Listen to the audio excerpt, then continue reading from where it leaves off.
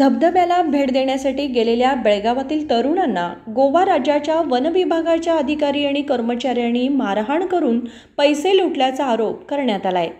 बेळगाव आणि गोव्याच्या सीमेवरील खानापूर तालुक्यातील कणकुंबीजवळील सुरल धबधब्याजवळ ही घटना घडली आहे।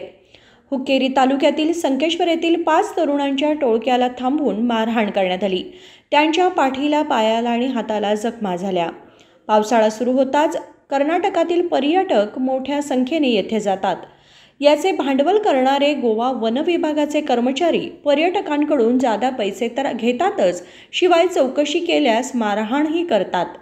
मारहाणीशिवाय पर्समधील पैसेही काढून घेतले। त्यांनी 1000 रुपयाच्या फोन पेसह एकूण 9000 रुपये घेतल्याचा आरोप करण्यात आलाय।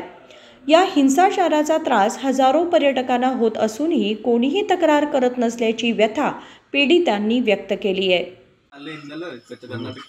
ಅವರು ಬೆಟ್ರ್ ನೀವೆಲ್ಲ ಕರ್ನಾಟಕ ಚೆಕ್ ಪೋಸ್ಟ್ ಬಂದ್ರಿ ಅಲ್ಲಿ ಕರ್ನಾಟಕ ಚೆಕ್ ಪೋಸ್ಟ್ ಪೊಲೀಸರಿಗೆ ಇದೆಲ್ಲ ಸ್ಟೋರಿ ಹೇಳಿದ್ವಿ ನಾವು, ಹಿಂಗ ಆಗಿತ್ತು ಸರ್ ಅಲ್ಲಿ ಮ್ಯಾಗ ಅಂತ। ಆಮೇಲೆ ಅವಾಗ ಏನಾಯ್ತು, ಕರ್ನಾಟಕ ಚೆಕ್ ಪೋಸ್ಟ್ ಪೊಲೀಸರ ಇವ್ರು ಹೊಡೆದಾರಲ್ರಿ, ಇವ್ರು ಹೊಡೆದವ್ರ 2 ಮಂದಿ ಬಂದ್ರಲ್ಲಿ ಕಾರ್ ತಗೊಂಡು। ಇವ್ರಿಗೆ ಗೊತ್ತಾತದ, ಅವ್ರ ಇದ್ರ ಬಂದು ತಡಿ ಅಂತ ಅವ್ರು ನಿಲ್ಸಿರು। ಆಮೇಲೆ ಇವ್ರು ಕೇಳ್ರ ಅವ್ರು ಇವ್ರೇನಂತ ಅಂತ, ಹಾ ಸರ್ ಇವ್ರ ಅಂತ ಅಂದ್ಕೊಳ್ಳಿ ಅವ್ರಿಗೆ ಇಳಿಸ್ತಿರಿ। ಇವ್ರು ಇಳಿಸ್ಕೊಳ್ಳಿ ಇವ್ರು ಕನ್ಫರ್ಮ್ ಮಾಡ್ರಲ್ಲ ಇವ್ರ ಅಂತ, ಅವ್ರಿಗೆ ಇವ್ರು ಕರ್ಕೊಂಡು ಹೋಗ್ಯಾರ ಒಳಗ। ಯಾರ ನಮ್ಮ ಕರ್ನಾಟಕ ಎಕ್ಸ್ಚೇಂಜ್ ದವ್ರ ಇಲ್ಲಿ ಅವ್ರ ಆಫೀಸ್ದಾಗ, ಅವ್ರ ಆಫೀಸ್ ಒಳಗ।